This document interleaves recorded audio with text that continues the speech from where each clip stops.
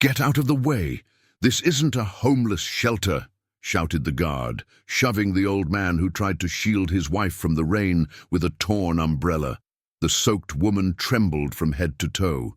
Her thin, wrinkled hands held a small leather suitcase, worn out and faded by time. The rain poured down hard and merciless. The drops hit the mansion's iron gate like they were mocking them. "Please, we just need to wait until the storm passes," the old man pleaded, his voice shaky, almost begging. "My wife is sick." The guard laughed with that cruel tone only someone who feels superior could have. "Sick? Then go to a hospital, old man. This is Mr. Augusto Montero's house, a millionaire. People like you shouldn't even walk on his sidewalk." The old man lowered his head. The woman coughed, trying to hide her pain. The rain wouldn't stop. Just then, bright headlights lit up the mansion's entrance. A sleek black car glided through the gate. The guard quickly opened it, acting like a servant. "Good evening, Mr. Augusto," he said, wiping his forehead even though he was soaked. From the back seat stepped a man in a dark suit with an arrogant stare, the kind of man who truly believes the world revolves around him. He looked at the couple with disgust, as if they were something filthy. "What's this?" the millionaire asked, frowning. "Why are people standing at my gate?" "They were hiding from the rain, sir. I'm sending them away now." "Do you really need to think about it?" Augusto sneered. "Get rid of them right now." The old man tried to explain. "Sir, we didn't mean to bother you. I didn't ask," Augusto snapped. "You think you can lean on other people's houses just because you're old? Go work. Do something with your lives." The guard stifled a laugh. The old man took a deep breath, trying to stay calm. "We did, sir. We worked our whole lives." Augusto turned his back, mocking. "Yeah, and I can see how well that turned out." The woman, with tears mixing with the rain, held her husband's arm. "Let's go, dear," she whispered. But before they could leave, the suitcase slipped from her hand and hit the ground, popping open slightly. Augusto glanced down and saw wet papers and an old yellowed photograph. One detail caught his attention. In the picture, his father was young, smiling, standing next to that same couple. The millionaire froze for a moment, his brow furrowed. "Where did you get this?" he asked, stepping closer. The old man hesitated. It belonged to your father. He asked me to keep it safe." Augusto scoffed, impatient. "My father's been dead for 30 years. I've never seen you before." The man tried to speak again, but the guard pushed them away, picking up the suitcase and handing it back roughly. "Go on. Get lost."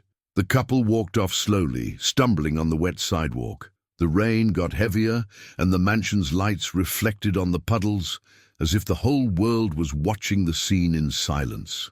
As Augusto got back into his car, he glanced behind him.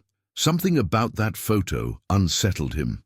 A strange discomfort, an old memory he couldn't quite place. "What a bunch of scammers," he muttered. "Probably another pair of crooks trying to get money." The driver asked if he should follow them, but Augusto waved him off. "No, let's go.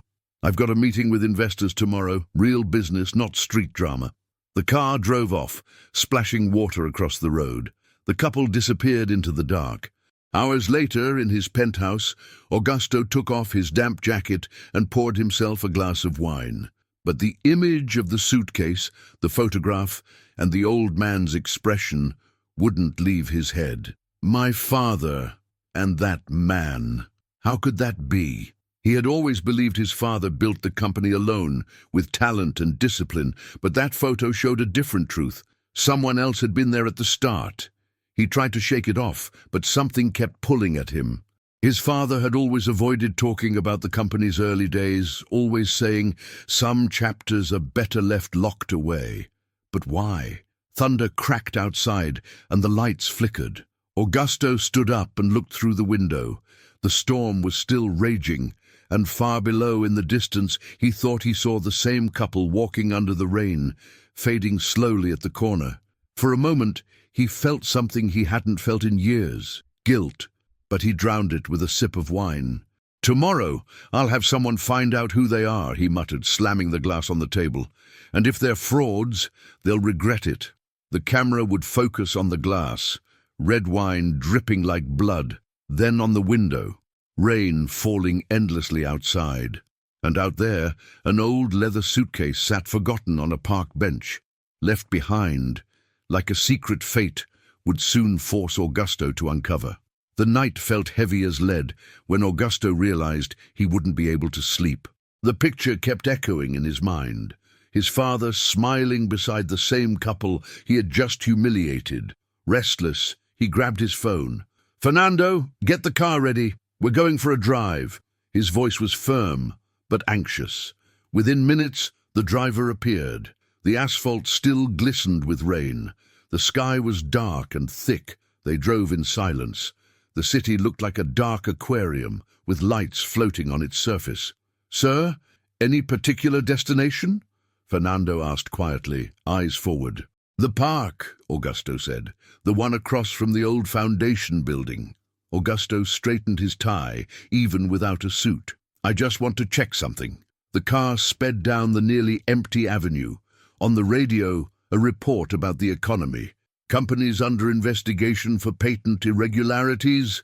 Augusto turned it off. It wasn't a night for outside noise. There was already too much inside his head. They reached the square.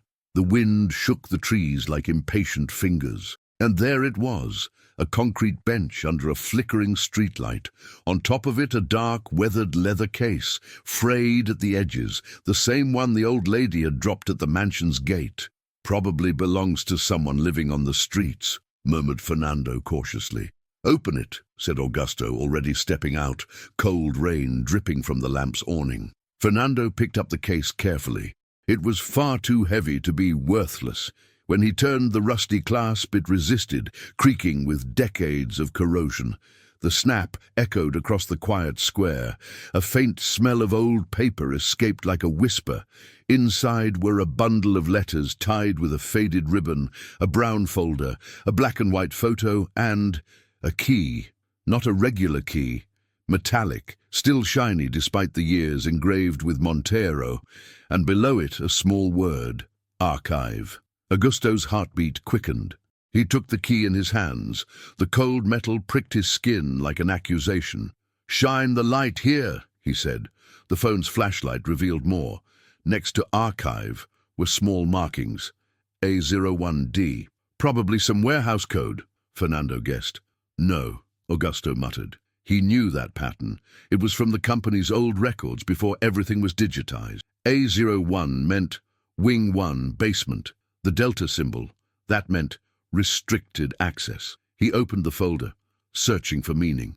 Inside were sketches of a primitive machine, graphite drawings with confident lines, done without a ruler yet precise. The title, written in the hand of someone who'd been sketching since childhood, Reduced Transmission System V1. Below, a note, original idea, AS. AS, Augusto whispered, as if afraid the night could hear him. His father's last name was Montero. Who was AS? He flipped the photo. On the front were three young people standing in front of a wooden shed. Augusto's father in the middle, a thin young man to the left, the same old man from hours ago, only with fire in his eyes, and a smiling woman on the right, her hands stained with grease, a scarf tied in her hair. Behind them, painted by hand on the wall, were the words, Horizonte Workshop. On the back, a pencil-written dedication glimmered slightly in the light. For the tomorrow that deserves to be born the right way. A.S. Augusto swallowed hard. His father's name wasn't written anywhere, only A.S., and that line that felt more like a vow than a memory. He untied the bundle of letters. The first was dated March 30th, 1989. Augusto, if you're reading this, it means the storm has collected its debt. I saved what I could, hid what was fair, and waited for what I thought didn't need waiting. If your father never told you, the key opens the archive in Wing 1's basement. There you'll find the original contracts and transmission blueprints. Truth doesn't win by making noise, it wins by its weight. The handwriting was strong, steady, clearly the same hand that drew the sketches. At the bottom, a full signature, Afonso Silveira. A.S., Augusto repeated, almost gasping. Afonso Silveira. He turned to the driver, who was now watching closely. Ever heard that name? No, sir, Fernando said respectfully, shaking his head. Do you want me to check the records tomorrow? Not tomorrow, now. His commanding tone was back, but not to intimidate, to hide the tremor in his voice. We're going to the industrial park. Wing 1. Fernando hesitated. Sir, it's almost 3 in the morning, and the old warehouses, since the 2005 renovation, they've been sealed off. I have the key. Augusto lifted the metal, reflecting the weak streetlight. And I have questions that can't wait. The drive to the industrial park felt both short and endless. The metal towers cast long shadows across the sky. Security recognized him immediately, but looked puzzled by the hour and the order. Basement of Wing 1, Augusto commanded, handing over his credentials. Call the night supervisor. No one comes in or out until I say so. The corridors smelled of old oil, dust, and silence. The service elevator groaned until it reached B. The red, restricted sign blinked at the end of the hallway like a tired heartbeat. In front of a grey metal door hung a padlock the size of a fist. The key slid in perfectly, as if it had been cut just yesterday. The turn was smooth, but the sound felt like thunder. Inside lay a long, narrow room. Shelves to the ceiling, brown archive boxes with yellowed labels. In the far left corner, a small cabinet marked with the same delta symbol. Augusto crossed the space like someone walking on thin ice, each step cracking a piece of the history he thought he knew. He pulled open the cabinet. 3 black binders sat there, labeled D1, D2, D3. He took the first one. Inside were official documents from Horizonte Workshop, partnership contracts, temporary transfer agreements, promissory notes. At the top of one page, a stamp, Received, Montero and CO, 7-12-1989. On the contract, Afonso Silveira's name appeared, alongside the woman from the photo, Helena Duarte. Augusto's father was listed as a temporary guarantor for a credit request, but there was an added note handwritten in blue ink, clearly from a different hand. In case of default, full transfer of rights to the guarantor. Attached to it with a paperclip was a receipt, unsigned by Afonso. The date, 2 weeks before the received stamp from Montero and Co. So this was a trick, Fernando asked carefully. Like taking the invention because of a debt. Augusto didn't answer. He flipped through the pages faster. He found an internal memo, now under the letterhead Montero Engineering, the company's old name. Subject, integration of the reduced transmission system into the portfolio. Status, final prototype ready. Note, keep original documentation in Delta Archive until commercial approval. AS, insists on revising the transfer clause, awaiting Mr. Montero's decision. Another page stapled below it read, Instruction, keep the clause, avoid noise. The word noise pierced Augusto like wire. Noise was how his father referred to everything that didn't matter. People, emotions, doubts, anything that made the profit line less straight. Augusto's hands began to sweat. The letters, once clear, now seemed to blur.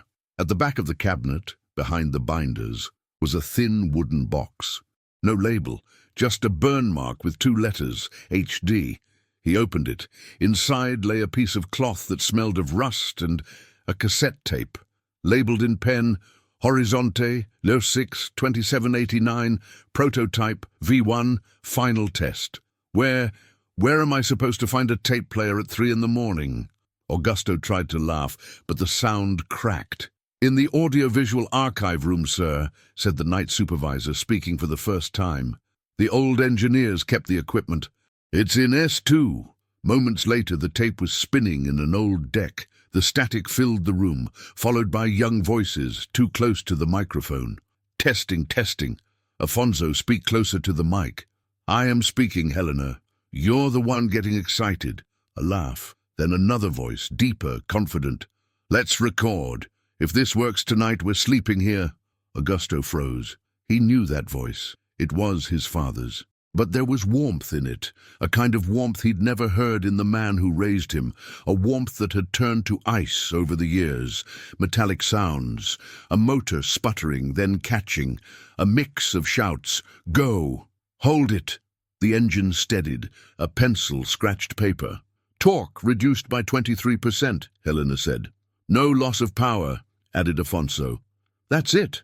"It's ours," finished Augusto's father, and the tape captured claps and cheers, raw joy from a family that didn't share a last name, but shared a dream. Silence. Then, another track, hours later, rougher voices. "Afonso, I need the deadline." "I know, Augusto. Just 2 more weeks. The bank will release the funds. Don't write it that way. If it's not on paper, we lose the financing. I can't." "You can. You just don't want to," Helena cut in firmly. "We trust you." The tape ended abruptly.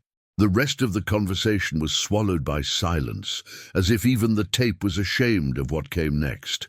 No one breathed for several seconds. "Sir," Fernando began, but Augusto raised his hand.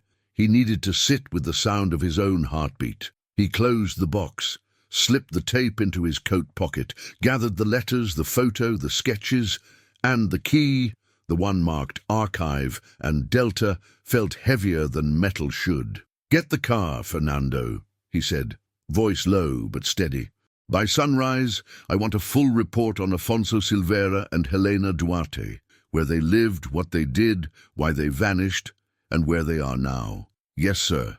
Augusto turned off the lights, locked the door, and replaced the padlock.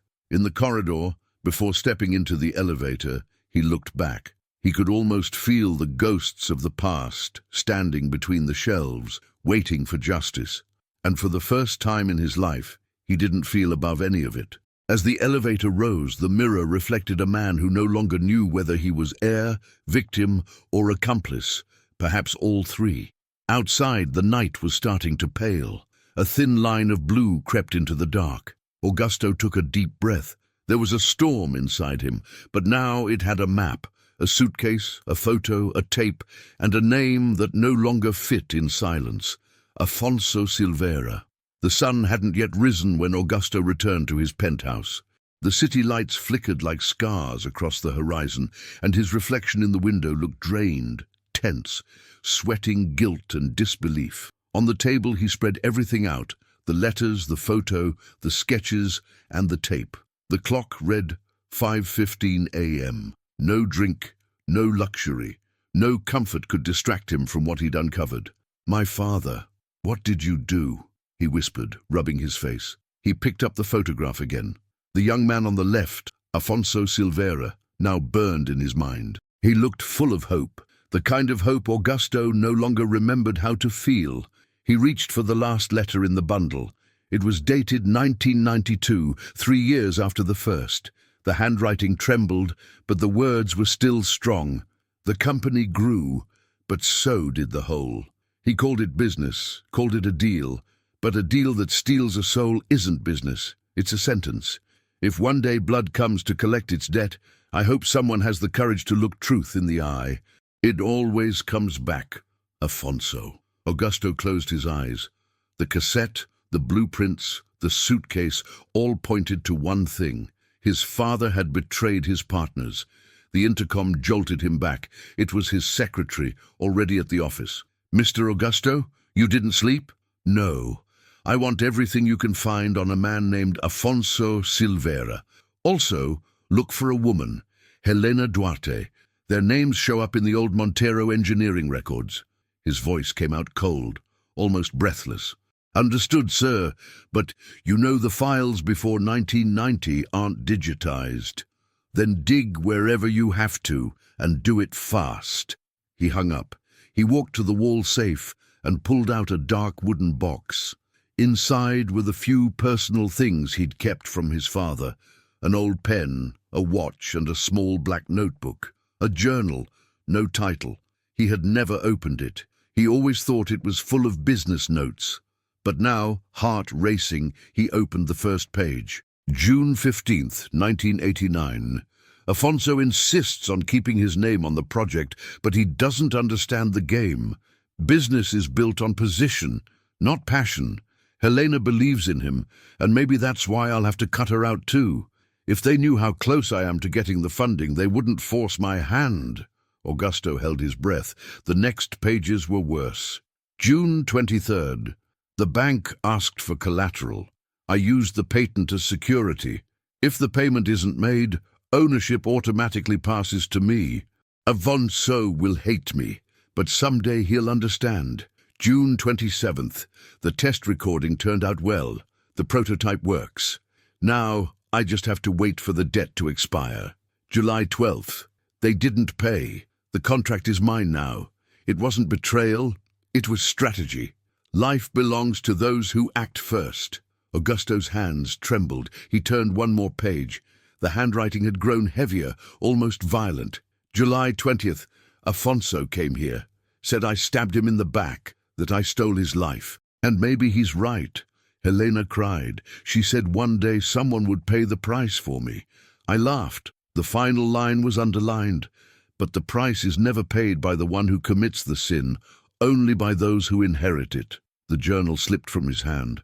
The dull thud echoed through the silent apartment. He sank to the floor, his back against the wall. For the first time in years, he felt something like shame. His father, the man he had always seen as the model of strength, courage, and determination, had built an empire on the theft of two people who had trusted him. With each line, the heroic image shattered. Then an old memory surfaced. He was 7 when he saw his father arguing in the garden with a woman he didn't know. She cried, holding a handkerchief embroidered with the name Helena. His father had told him to go inside and lock the door. He never understood what it meant, until now. The phone rang again, breaking the silence. His secretary's voice came through. "Sir, I found something. There's a retirement record under the name Afonso Silveira, issued 15 years ago. Current address, 48 Palm Street, Villa Aurora District." Augusto took a deep breath. Villa Aurora, an old neighborhood far across the city. "Get the car ready. I'm going there." "Right now?" "Right now." Minutes later, the car's engine hummed along the still, damp streets. The city was waking up. Traffic thickened, headlights blinked, and the sky began to glow orange. But inside the car, silence hung heavy. Fernando glanced at him through the mirror. "Sir, you're going without warning. Some things you only understand face to face." They reached Villa Aurora around 7. The houses were modest, painted in faded colors, with low fences. Kids with backpacks hurried past, and the smell of fresh bread drifted from a nearby bakery. Number 48 was a small house with a dry tree in the yard and peeling wooden shutters. Augusto stepped out, straightened his jacket, and drew a deep breath. He knocked. No answer. Knocked again. Heard slow footsteps inside. The door opened, revealing the same old man from the night before, the one he'd thrown out into the rain. The man's eyes widened as he recognized him. "You." Augusto felt his face flush with shame.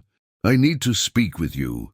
The old man hesitated, looked aside, and replied, "Now you want to talk? Last night I was just trash at your gate. I didn't know who you were. And now you do?" The man crossed his arms, thin, steady, carrying the quiet authority of someone shaped by suffering. "I know enough to understand my father owed you everything." Silence settled between them. The wind swayed the window curtains. The woman appeared behind him holding a cup of tea. It was the same lady from the rain. She looked at her husband, then at Augusto, and whispered softly, "Let him in." The old man sighed. "Come in, but don't expect coffee." Augusto stepped inside carefully. The floor creaked under his expensive shoes. The walls were lined with old pictures, black and white memories. And above the small shelf, the same photograph of Horizonte Workshop. But with one difference, it was neatly framed, and in the corner was a handwritten dedication he had never seen before. "To my true friends, may work unite what the world tries to tear apart." Augusto froze in front of the framed words. He felt the weight of each letter pounding against his chest. The old man sat down at the table, removed his glasses, and spoke in a rough, tired voice. So, you came to collect what your father left behind? No, Augusto replied quietly. I came to understand what he took from you. The man's gaze shifted, from anger to disbelief. It was as if the rain from the night before had returned, but now it poured inside them. The silence in that house was thick. You could hear the wall clock marking each second like a memory refusing to die. Augusto remained standing, watching the couple before him. They looked like people from another time, from a world where honor still meant more than money. The old man opened a drawer and pulled out a yellowed envelope stuffed with aged papers. You want to know what your father stole from us? It's all here. He pushed the envelope across the table, but I doubt you've got the stomach to read it. Augusto dragged a chair and sat down. He opened the envelope carefully.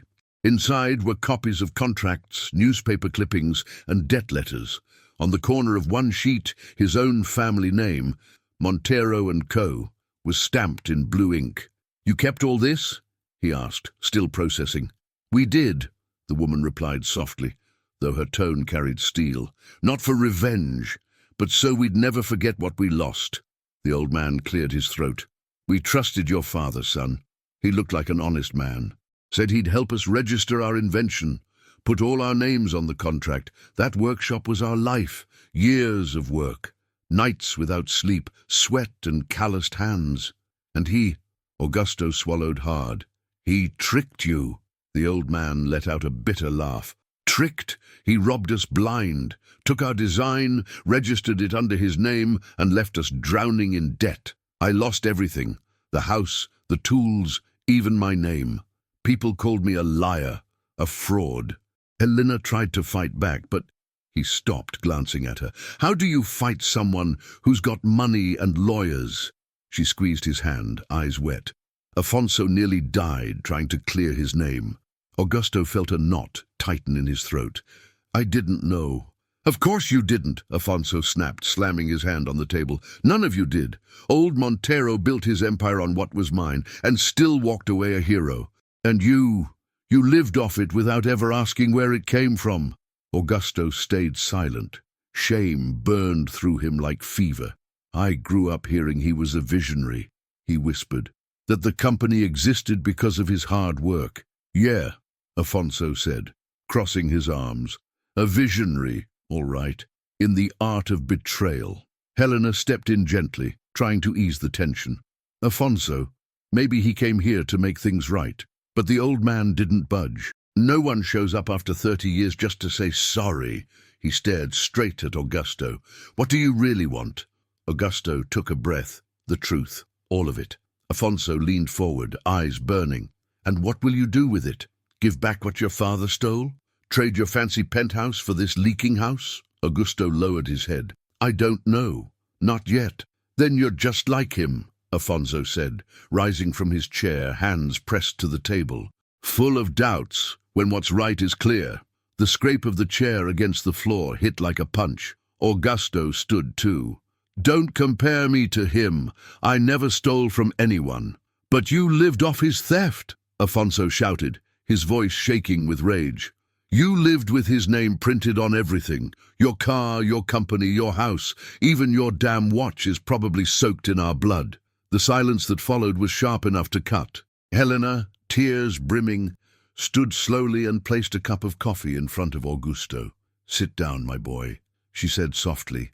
Sometimes truth hurts, but it needs to be heard in a way that doesn't open new wounds. He obeyed. The smell of fresh coffee filled the room, mingling with the dust of years the house still carried. I know nothing I say can undo what happened, he began, looking at Afonso. But if what my father did was wrong, I want to make it right. Afonso exhaled deeply, the sound heavy with decades of exhaustion. Make it right, he repeated bitterly. Son, there are things money can't fix. Then tell me what can. The old man went quiet, staring into his trembling cup. Justice, he finally said, but real justice, not courts, not lawyers, justice of the soul. Helena rested her hand on his shoulder. Afonso, maybe he's the only chance for that. Chance? He repeated with a faint, hollow laugh. This boy lives in a world made of dollar signs, Helena. He doesn't know what it's like to lose everything and still wake up to keep going.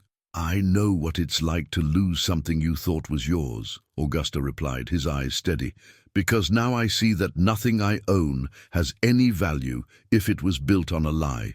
The old man stared at him, searching for deceit in his words, but found none. There was honesty there, and guilt too. Slowly he turned, walked to an old cabinet, and pulled out a small wooden box covered in dust.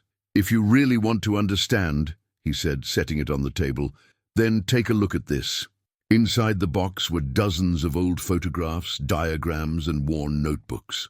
But what caught Augusto's attention was a newspaper clipping. Inventor disappears after selling revolutionary patent to Montero Engineering. The article claimed that Afonso had suffered a breakdown after losing the workshop and that his wife Helena was caring for him in a small countryside town. "They wrote that I sold the patent," Afonso said, tapping the paper with his finger. "But I never sold anything. I was tricked. The contract he made me sign was a trap." Augusto studied the clipping carefully. The date matched exactly the day of the cassette recording, the day the prototype had worked. "You said you tried to appeal," Augusto remarked. "I did, but who would believe me? A bankrupt mechanic against the great Montero." He shook his head. "The lawyer I hired disappeared. After that, life became nothing but survival." Helena took a slow breath. "And even then, we never hated your father, Augusto," she said, glancing at her husband. "At least I didn't, because hate keeps you locked in the past." "I don't hate," Afonso said, staring at the floor. "I just never forgot." Augusto stayed quiet for several seconds. Then he stood up. "Mr. Afonso, I can't change what happened, but I can make sure it's not forgotten again." The old man raised his eyes, puzzled. "What do you mean?" "I want to reopen the case." "Officially," Augusto said. "I want your name and Mrs. Helena's name restored to where they always belonged." The room fell silent. Helena covered her mouth, tears welling up. Afonso just stared at him, skeptical. "Nice words, boy, but the world doesn't change with promises." "I know," Augusto replied. "That's why I'm going to prove it." Afonso said nothing, but his eyes flickered for a moment, as if a part of him still wanted to believe. Augusto turned to leave, but before reaching the door, the old man's raspy voice called out, "Augusto!" He turned back. "The justice you're chasing? It might cost you everything," Afonso warned, locking eyes with him. "Be careful not to end up like your father." Augusto simply nodded. "Maybe that's the price." Outside, the sun was rising, spilling light across the quiet street. The door closed behind him with a sound that echoed like the start of a war. By the time Augusto returned to the car, the sun was fully up. His expression had changed, still steady, but weighed down. Fernando stood beside the car, silent, just opened the door, and waited. "Take me to the company headquarters," Augusto said, his voice low but determined, "and call the family lawyer. I want every founding contract, especially the ones kept off the record." Fernando nodded, and the car drove off in silence. As the city rolled by outside the window, tall buildings mirrored the blue sky, but Augusto saw only steel and guilt. For the first time, the weight of his inheritance felt heavier than the pride of owning it. At the office, the family lawyer was already waiting, a gray-haired man in a perfectly pressed suit who had worked for the Monteros for decades. "Mr. Augusto, you look shaken. Has something happened?" "Yes," Augusto said bluntly. "I need all historical records from Montero Engineering, including everything from the name change period in the late 80s. The lawyer hesitated. "Those files are confidential, sir. Many were sealed at your father's request." "Well, now they're being unsealed at his son's request," Augusto snapped. "Bring them all." The man swallowed hard and left. Augusto walked into the boardroom. On the wall hung a large photograph of his father shaking hands with investors, captioned, "The Man Who Transformed National Engineering." He stared at it with a mix of anger and sorrow. "He did change it," he muttered. "He just forgot to mention whose map he stole." Moments later, the lawyer returned, carrying a massive binder. "Here it is, sir. All the documents from that era. But I must warn you, There are gaps. Gaps. Yes. Some files were removed from the original archive. There are deletion records, signed by the founder himself. Augusto flipped through the pages. There they were, the names Afonso Silveira and Helena Duarte, both listed as external collaborators, with no ownership rights. But among the pages was one document that didn't fit. The earlier draft of a contract, scratched out and rewritten, where Afonso was listed as technical co-founder. Why was this changed? Augusto demanded. The lawyer hesitated, sweat beading on his forehead.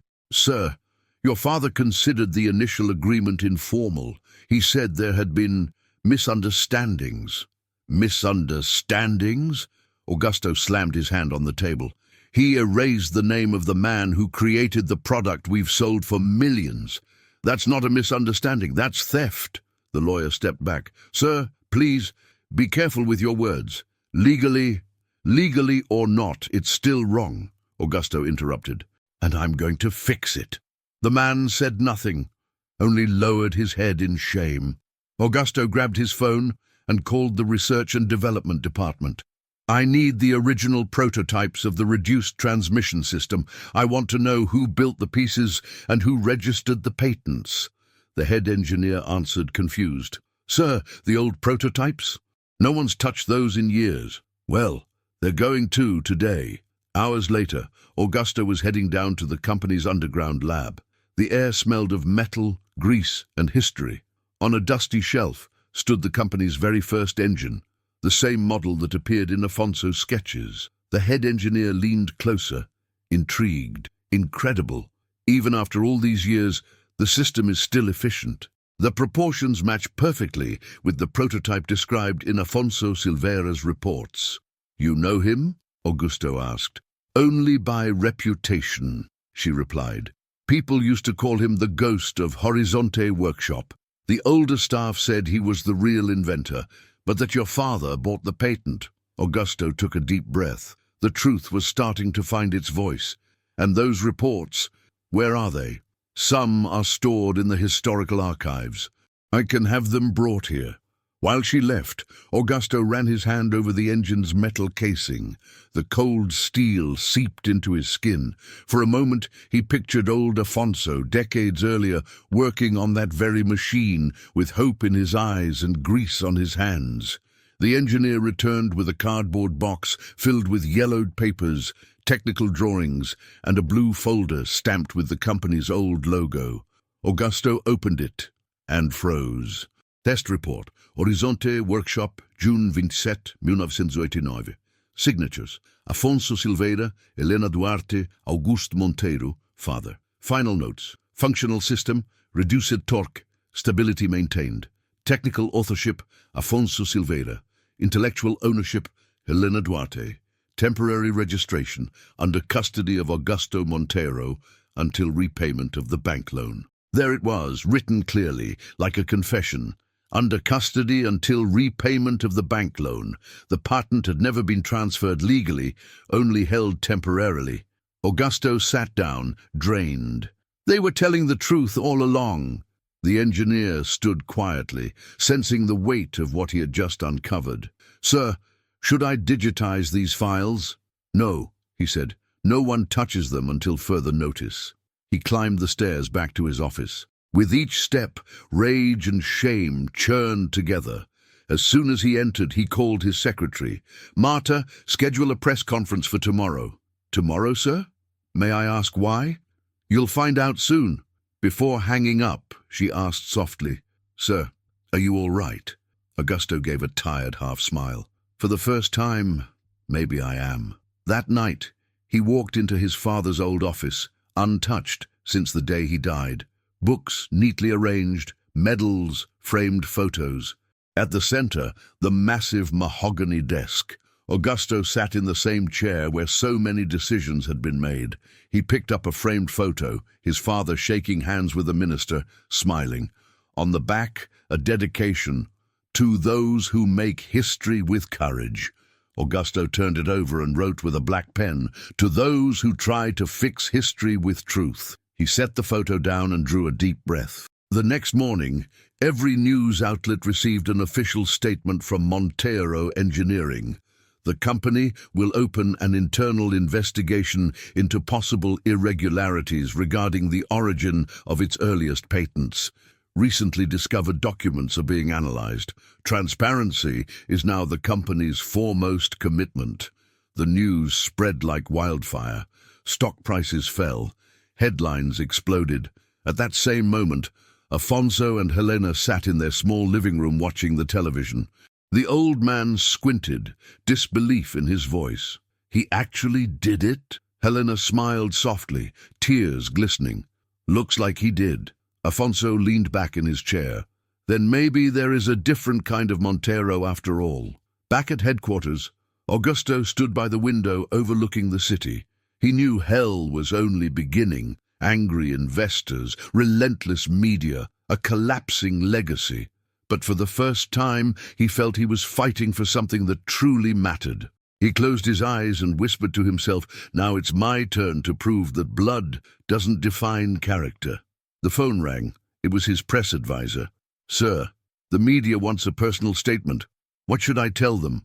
Augusto looked at the photo of the engine on his desk and answered, "Tell them the truth doesn't destroy companies. It destroys lies." The next day rose like a battlefield. By dawn, Montero Engineering was splashed across every major headline. Scandal hits company of the century. Founder's son admits investigation into old fraud. Heir challenges his own family name. The Montero empire, built on stolen work. The stories multiplied, each more brutal than the last. Investors panicked. Calls flooded in. Emergency meetings were arranged. In the conference room, chaos reigned. Directors, lawyers, consultants all shouting at once. "This is corporate suicide," one yelled. "The Montero brand is trust. You just threw away decades of reputation." "It wasn't trust," Augusto said firmly. "It was a lie." A heavy silence fell over the room. He went on, "My father built this company on the names of two innocent people, and if I have to rebuild it from scratch to make it right, then so be it." "You can't do this alone," another shouted. "The board will remove you if you keep this up." "Let them try," Augusto said quietly, his voice like a blade. "I'd rather be remembered as the man who dug up the truth than the coward who buried it deeper." The executives exchanged uneasy glances, no one daring to speak. After the meeting, Augusto stepped into the elevator, feeling the full weight of the world pressing down on him. The reflection in the mirror no longer showed the arrogant man from days before. It was someone shattered, but finally standing on real ground. On the drive home, his phone rang unexpectedly. "Mr. Montero, this is Carlos Noguera from Economic Review. I received reports about the Afonso Silveira case. Can you confirm that you're reopening the legal dispute?" Augusto sighed. "There's no formal case yet, but there's enough truth to start one. Do you have proof?" "I do. And soon, the world will too." Before the reporter could say another word, Augusto hung up, but his answer spread like wildfire. Within hours, the name Afonso Silveira was everywhere. Reporters dug into the past, former employees gave interviews, and old colleagues of Augusto's father came forward with conflicting stories. Then came a headline that hit like a punch. Elderly couple linked to Montero case disappears from home in Villa Aurora. Below it, a photo of the small house at number 48, surrounded by police cars and curious neighbors. Augusto dropped his phone and bolted for the door. "Fernando, the car, now!" Minutes later, they were speeding down the wet streets, silence heavy with urgency. When they arrived, the gate stood half open. Officers spoke with a neighbor while a dog barked in the background. Augusto approached. "Where are they?" One of the officers recognized him. "Mr. Montero, they left last night. A neighbor saw Mrs. Helena helping her husband into an old grey car. Nobody's seen them since." "They didn't leave a note?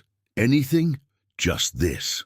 The officer handed him a crumpled envelope with Augusto written on it. His hands trembled as he opened it. Inside was a single sheet, the handwriting strong and steady. Afonso's. "Sometimes truth carries a price that time charges to those still able to pay it. Don't look for us. What you need to know is in the place where it all began. A.S. Augusto's voice dropped to a whisper. The place where it all began. The Horizonte workshop. The officer asked, "Do you know where that is?" "I do," Augusto replied, eyes distant. "It's outside the city, near the old road." The drive there was silent. Rain had returned, as if fate wanted to replay that first night. When they arrived, the warehouse was deserted, overgrown with weeds and rust. The faded letters, Horizonte Workshop, were still visible on the wall. Augusto stepped inside. Every footstep echoed across the cracked concrete floor. Rusted tools lay scattered, buried in dust and memories. In the corner he found a workbench with papers and a wooden box identical to the old suitcase. He opened it. Inside was a notebook. On the cover, written in faded ink, "Expansion Plans, 1988. He flipped through the pages, motor sketches, equations, ideas. At the end, a short note, almost like a farewell. "If this place is ever forgotten, may the name at least survive. Horizonte isn't what you see, it's what you build." Augusto inhaled deeply. Rain hammered the leaky roof, and drops fell onto the notebook, smudging the words. "They knew I'd come here," he whispered. Fernando entered quietly behind him. "Sir, it looks like someone's been here recently. There are footprints near the entrance and tire tracks in the mud. Then they're still alive. What if they don't want to be found?" "I'll find them anyway," Augusto said firmly. "I need to look him in the eye again." As they left, a distant thunder rolled, a warning in the sky. Back in the car, his phone rang again. It was the lawyer, sounding panicked. "Sir, things have escalated. The board voted to suspend you from your position until the crisis is resolved. They can try. They already did. The vote was unanimous." Augusto closed his eyes. "Then let them keep the throne. I'll keep the truth." "Sir, this could mean the end of the company. Maybe the end is exactly what it needs, to be reborn clean." He hung up. The sound of rain drowned everything else. He leaned his head against the window. "Afonso, what is it you want me to see?" he murmured. Then he noticed something on the car floor, a small business card that must have fallen from the old suitcase. It bore the logo of a hospital with an address in the outskirts and the name Santa Helena Clinic. "Santa Helena," he whispered. "That's it." That same night he arrived at the clinic, a modest, forgotten-looking place. At the reception desk, the nurse seemed startled. "Are you a relative of Mr. Afonso Silveira?" "Yes. Where is he?" She hesitated. "He was admitted this afternoon. He's in observation. His wife is with him." Augusto hurried down the corridor. He found Helena beside the bed, holding her husband's hand. She looked at him calmly, without surprise, as if she'd been expecting him. "He asked to see you," she said softly. Augusto approached. The old man looked frail, but the fire in his eyes still burned. "I knew you'd understand," Afonso murmured. "What started wrong can only end right in the hands of someone brave enough. I came to help you, Afonso." The old man smiled weakly. "Then start by listening. There's still something you don't know." Augusto frowned, leaning closer. "What?" Afonso drew a strained breath. "The workshop, it wasn't just mine and Helena's. Your father, he took more than the project." "What do you mean?" The old man gripped his hand with surprising strength. "He took what he should have never touched." His breathing grew uneven. The monitor beeped faster. Helena shouted for help. Nurses rushed in, but Augusto stood frozen, the words echoing inside his head. "He took what he should have never touched." Afonso's heartbeat slowed. Before his eyes closed for the last time, he whispered, voice barely audible, "Find the letter." Augusto tried to hold his hand, but the nurses pulled him back. The monitor turned into a flat, endless tone. Helena collapsed to her knees, crying in silence. Pale and motionless, Augusto stepped back. Rain began to tap against the hospital window, and he understood. The storm was back, but now it wasn't coming from the sky. It was inside him. The hallway fell silent. The beeping had stopped. Afonso's body lay still beneath the thin hospital sheet. Outside, the rain washed the glass as if the sky itself was grieving. Helena sat beside her husband, still holding his hand long after life had left it. Her eyes were red but steady.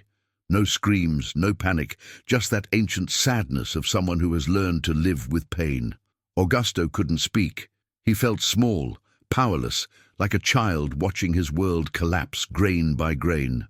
He knew, he stammered. He knew he was dying. Helena turned her head slowly toward him. He did, but he didn't regret it. He said there was still a letter, and that only you could find it. A letter? Where? At home. In his room, inside the old sewing machine. She wiped her tears. He used to say some truths can only be read when the time is right. Augusto nodded. I'll find it. Go, she said softly. But when you read it, be ready. He didn't understand what she meant, but her eyes carried a silent warning that pierced him. Minutes later, Augusto's car sped through the wet city streets toward Villa Aurora.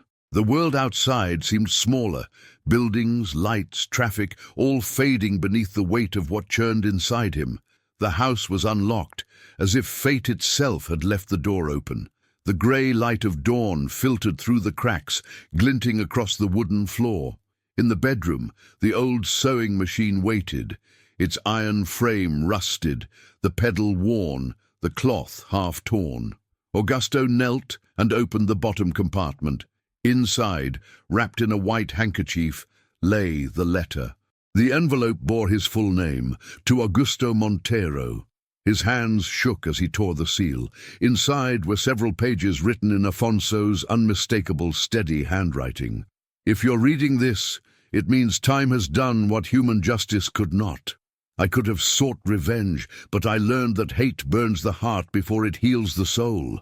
I waited for a Montero brave enough to face the truth, and it seems that person is you. Augusto sat on the floor, reading each line like a judgment. You must know your father didn't just take my invention. He took a life that was never fully mine. I loved a woman, Helena. We worked together, dreamed together. But before I could ask for her hand, she became pregnant. And your father, with his charm and power, pushed her away from me. Augusto's heart pounded, the letters blurred.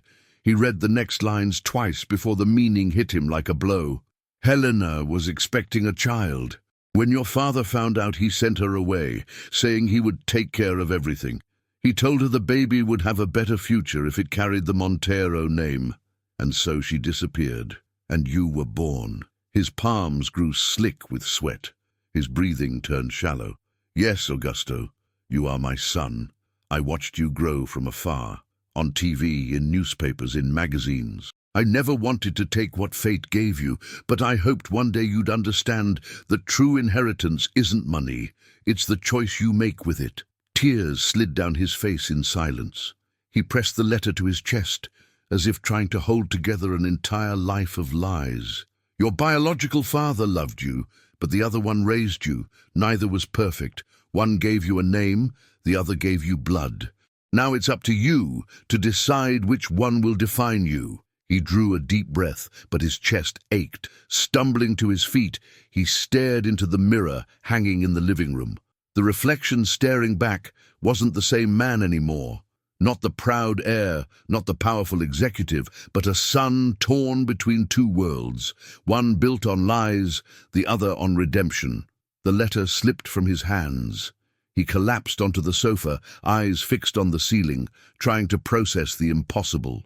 The father he'd idolized had stolen everything, even the true origin of the son he called his heir, and the man he'd once humiliated in the rain was the father fate had kept hidden from him all along. The phone vibrated. It was Helena. You found the letter? She asked, her voice trembling. I did, he whispered. So now you know. I know, he said softly. He was my father. There was silence on the line. Then Helena's voice, faint but certain. He always knew you'd find out. He said blood always calls to blood. Augusto closed his eyes, fighting back the tears. I treated him like trash, Helena. I threw him out of my gate. He died thinking I hated him. No, she interrupted softly. He died proud. He said that even without raising you, he managed to teach you what was right in the hardest way possible. Her words cut through his heart like a slow knife. Augusto looked out the window. The rain was easing, and the first rays of sunlight shimmered on the puddles along the street. "The whole world will know who he was," he said, steady and resolute, not as some forgotten old man, but as the true founder of Montero Engineering. Helena began to cry quietly on the other end of the line. "He always wanted to hear that." "And he will," Augusto replied, "even if it's through the wind." He hung up and stood there in silence for a few minutes. The clock read 8 a.m. The sun finally broke through the clouds. He straightened his jacket and left the house. On the way to the car, he stopped by the dry tree in the yard. Its branches, once lifeless, were now covered with raindrops sparkling under the sunlight. He smiled through tears. "Horizonte," he whispered.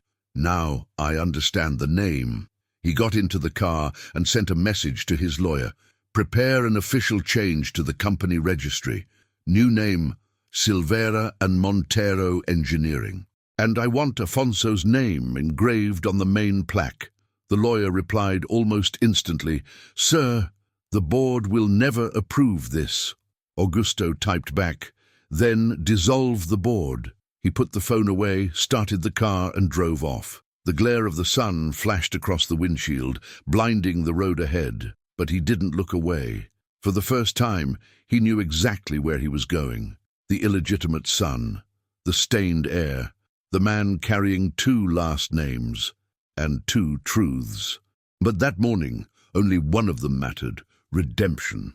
2 days later, the sky was grey and heavy, as if the world itself were preparing to say goodbye to a story too long to fit inside a single heart. The funeral of Afonso Silvera took place in a small rural cemetery surrounded by old trees and silence. Few people were there. Helena, a handful of neighbors, and some of the workshop's former workers. When the black car stopped at the gate, a murmur rippled through the crowd. Augusto stepped out wearing a simple suit. No security, no driver, no trace of status, only the face of a man who no longer owed anything to pride. Helena saw him approach, and for a moment, time seemed to stand still. He walked to the coffin covered in white flowers, knelt beside it, and ran his trembling hand across the smooth wood. Tears filled his eyes. "I never got to call you father," he whispered, voice breaking, "and you never had time to call me son. But I promise the world will know who you were." Helena placed a gentle hand on his shoulder. "He knew he'd hear that someday," she said, smiling faintly. "He just didn't know if he'd be alive to see it." A breeze swept through the trees, and a single leaf fell onto the coffin. Augusto caught it, holding it carefully, as if it were a sign. After the burial, he stepped aside, staring at the horizon. The view was simple: rolling hills, small houses, and the smell of wet earth. It was the opposite of everything he'd ever known, yet for the first time he felt at peace. Helena joined him quietly. "And now?" she asked. "What will you do with all this?" He took a deep breath. "What I should have done from the start: give back what was never mine." That same week, Montero Engineering ceased to exist. At a live press conference broadcast nationwide, Augusto Montero stood before the cameras. No luxury suit, no accessories, just a man with an honest face. For decades, this company carried a name built on a lie. He began, his voice calm but firm. Today, that lie ends. The cameras zoomed in on him. Afonso Silvera was the true creator of the reduced transmission system, the technology that built everything we are. His name will appear on every document, every contract, every patent. From this day forward, our company will be known as Silvera and Montero Engineering.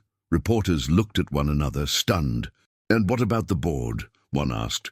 "The board has been dissolved," Augusto answered.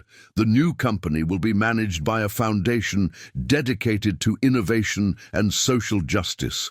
I want the Silvera name to stand for what it always did: hope for those who create, not for those who steal."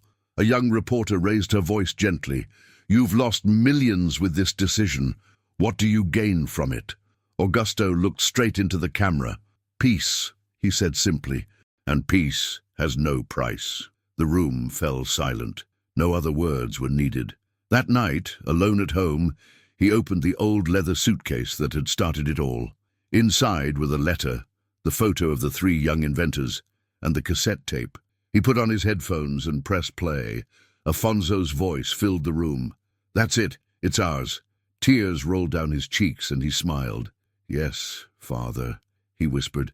"Now it's ours." He turned off the lights, letting only the soft sound of the tape's motor echo in the dark, a heartbeat from the past finally at rest.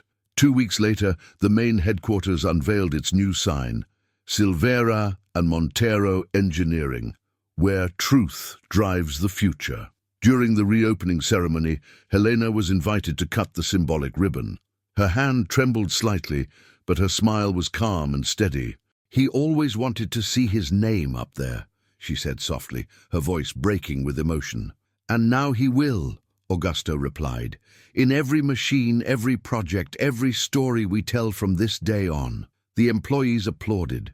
Some cried quietly, others just smiled, understanding that what they were witnessing was far greater than a corporate event.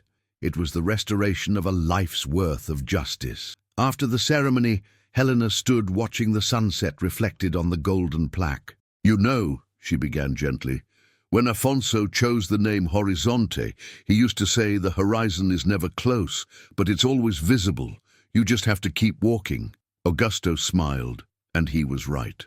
That night he returned to the old workshop. Now fully restored, the space had become alive again with invention. Young engineers and apprentices worked side by side on new machines, carrying the same spark Afonso and Helena once had decades ago. Augusto walked to the same workbench where everything began.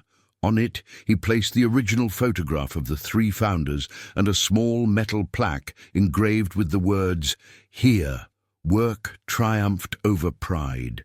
He looked around and took a deep breath. "It's done," he murmured. A soft click drew his attention. The old radio in the corner, somehow still functional, turned on by itself. A gentle, nostalgic melody began to play. Augusto smiled. "I know it's you, old stubborn man." He leaned against the wall, staying there for a while, listening to the song as the golden light of the sunset poured through the wide windows. Dust floated in the air, glowing like memories finally turning into peace. The next morning, the newspaper carried a different kind of headline, "From Heir to Redeemer. Augusto Montero turns scandal into legacy."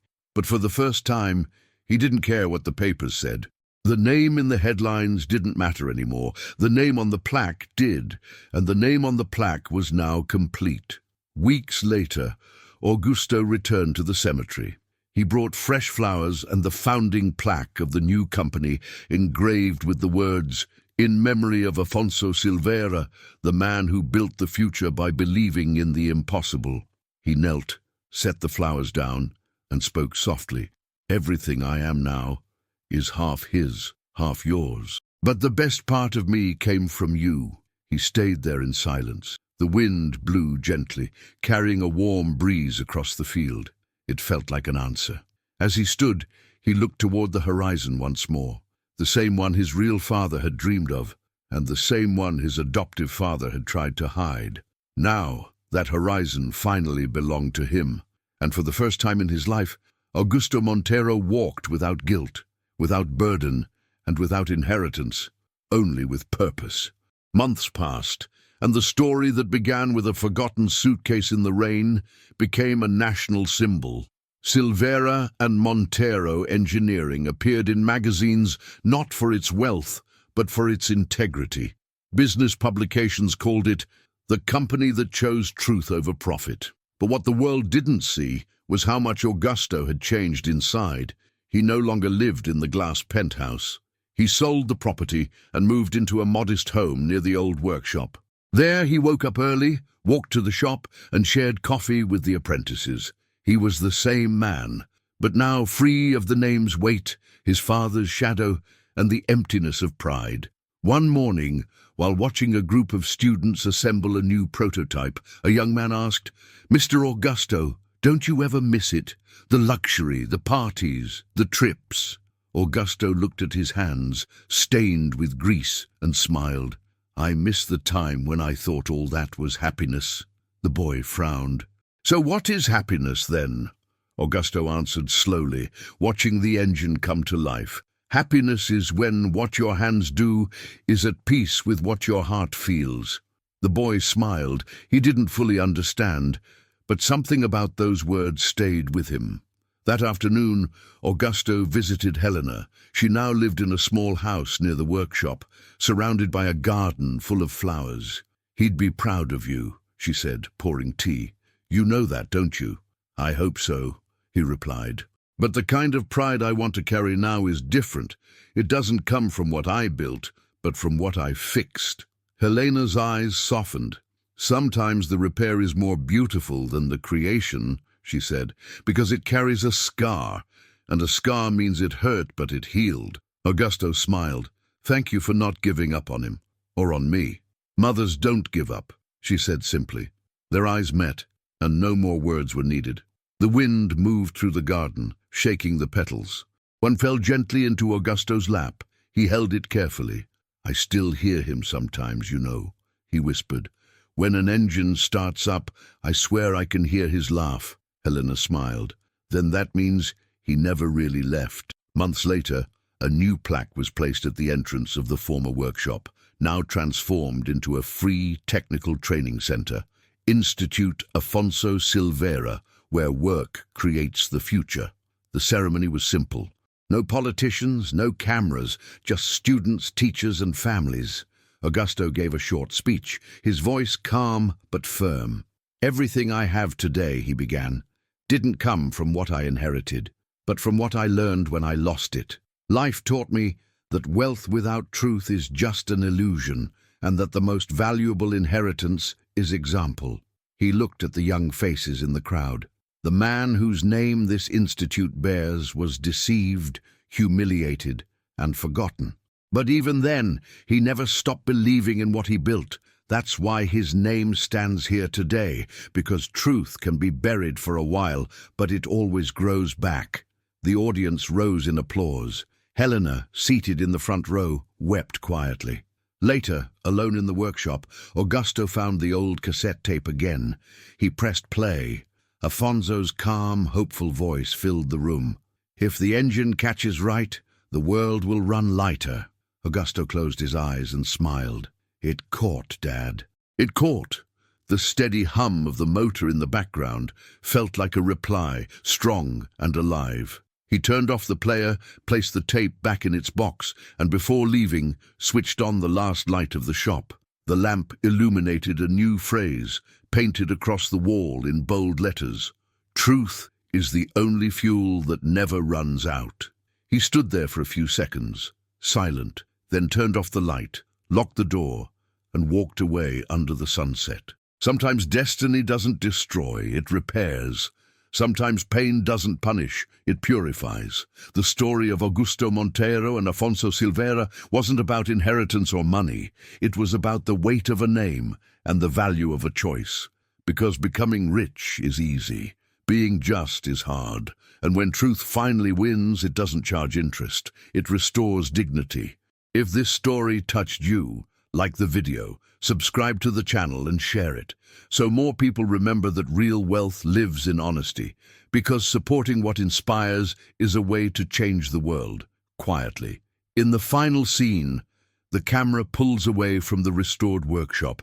The name Institute Afonso Silveira gleams on the facade as the curtains sway in the wind. In the distance, the soft hum of an engine blends with gentle music, the same sound that started it all. Then the screen fades to black, revealing one last sentence. "The man who fixed the engine ended up fixing his own heart." 10 years later, the sun rose over the same workshop where, decades ago, the first engine had roared to life. Now the place was reborn, expanded, modern, full of young people. The Afonso Silveira Institute had become a national reference in technology and business ethics. Hundreds of students studied there, learning that true innovation begins with character, not ambition. Augusto Montero, his hair now grey, his gaze serene, walked through the corridors watching the students with quiet admiration. Every laugh, every spark from a machine, every new design reminded him of the purpose that had rebuilt his life. A young girl approached, clutching a notebook. "Mr. Augusto, could you help me with this calculation?" she asked shyly. He smiled, knelt beside her, and carefully explained how torque worked. "See," he said, pointing to the drawing, "the secret isn't in strength, but in balance. It's like life. If you push too hard, it breaks. If you push too little, it doesn't move." The girl smiled, understanding. "You talk just like my grandpa." "Oh, yeah." Augusto chuckled. "Does he work with engines too?" "No," she said. "But he says people's hearts need maintenance every once in a while." Augusto laughed. "Then your grandpa is wiser than most engineers I know." That afternoon, a special ceremony was held. The Institute was inaugurating a new research wing dedicated to sustainable energy. The project's name was simple but symbolic: Project Horizon. Helena, now frail and in a wheelchair, arrived with her gentle smile. When Augusto saw her, he rushed to greet her. "Still running this place, huh?" she teased. "I don't run anything," he said, laughing. "I just try to keep alive what you and he started." She squeezed his hand. "And you did," she whispered, emotional. "Afonso would be proud." A group of students gathered around them as the ceremony began. Augusto stepped onto the small stage and looked out at the dozens of young faces before him. For a moment, the sounds of voices, machines, and birds blended into a perfect melody. "Many years ago, this place was nothing but silence and rust," he began. "But silence speaks too, if you listen closely. It taught me that no name is big enough to hide the truth." The room was completely still. The man whose name this institute carries believed the future was like an engine. It only runs smoothly when all the parts work together. He looked toward Helena, whose teary eyes shone with pride. "That's why this new project bears the name he chose for the workshop that started it all: Horizon. Because the horizon isn't the end, it's the beginning of what's still to come." Applause filled the room. Helena cried softly, and as the sound spread, Augusto looked upward. A dove flew through the open skylight, and for an instant he could almost hear his father's voice. "That's it, it's ours." Later, when the event ended and the workshop emptied, Augusto stayed behind, sitting at the old workbench, the leather suitcase beside him. He opened it. Inside were the same objects that had once changed his life: the letter, the photograph, and the cassette tape. But now there was something new. A framed certificate marking the foundation of the Afonso Silveira Institute, signed by hundreds of students and collaborators. He ran his fingers over the paper and smiled. "See this, Dad," he whispered. "The name you lost now carries the future of so many people." Outside, the sound of test engines filled the air. Young people laughed, debated ideas, and dreamed out loud. It was the kind of noise Afonso would have called the music of progress. Years later, a boy walked into the renovated workshop wearing the Institute's uniform. He looked at the trophies, the old photographs on the wall, and stopped in front of a large golden plaque: Afonso Silveira Institute, where truth drives the future. "Who was this man?" the boy asked his instructor. The teacher smiled. "He was an inventor and a father. But above all, he was someone who believed that justice is worth more than money." "And who's this man next to him?" the boy asked, pointing at the photo of Afonso and Augusto together. The teacher looked at the picture with quiet respect. "That's his son, the man who had the courage to fix what his own blood once broke." The boy frowned, thinking, "So he saved the company?" The teacher smiled gently. "No, he saved his soul." The boy stood there silently, staring at the photograph. Then he picked up a small golden key, a replica of the original, and slipped it into his uniform pocket. "One day, I want to invent something big, too." "Then remember," said the teacher, "before you try to be great, learn to be fair." The boy grinned, determined, and ran down the corridor. Time erases names, but never deeds. Truth may be lost for a generation, but it always finds someone brave enough to bring it back. The heir to an empire built on lies discovered that the real inheritance isn't what you receive, it's what you restore. Afonso Silveira built machines. Augusto Montero built redemption, and together they proved that destiny can be cruel, but it can also be just, because sometimes the greatest engine a man can repair is his own heart. If this story moved you, leave a like, share it, and subscribe to the channel.